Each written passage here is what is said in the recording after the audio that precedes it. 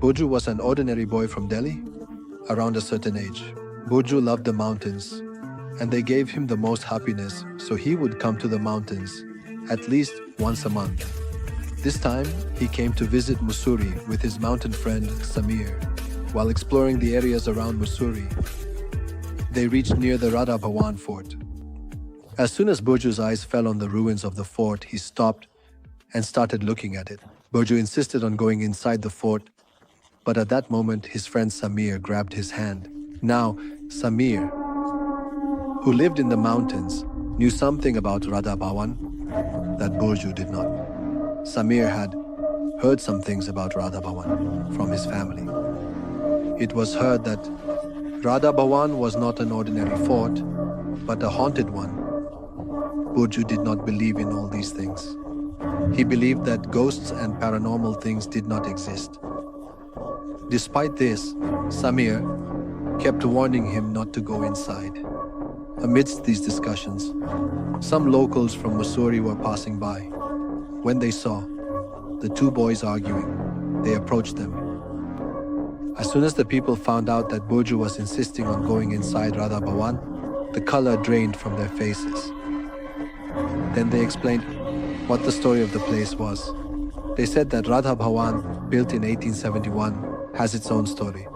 It is said that when the king of Calcutta came to Mussoorie, he fell in love with the valleys here and had a fort built as a token of his love and named it Radha Bhawan.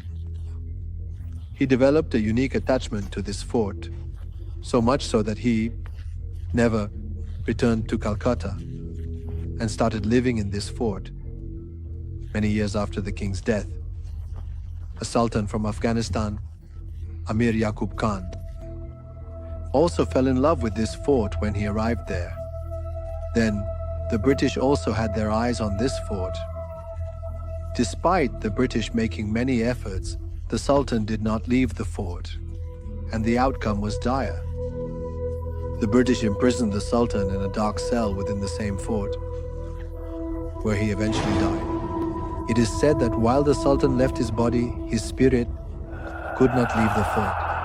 After the Sultan's death, many paranormal incidents began occurring with the British residing in Radha Bhawan, and they had to flee in fear.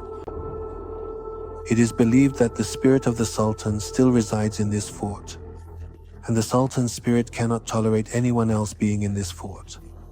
Many people who have gone to this fort have gone mad, and some never returned from the fort. Even today at night, the painful screams and cries of the Sultan can be heard from this fort. Are heard.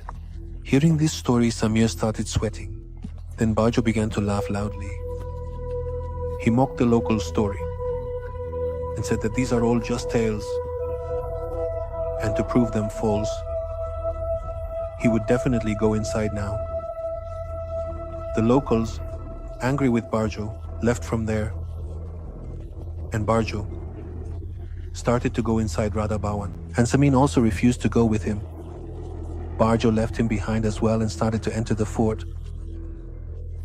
As soon as he entered the fort, Barjo's eyes lit up. It was unclear what he was seeing in this ruin-filled fort that kept him going further inside. After wandering for a while, Barjo suddenly started feeling a bit cold.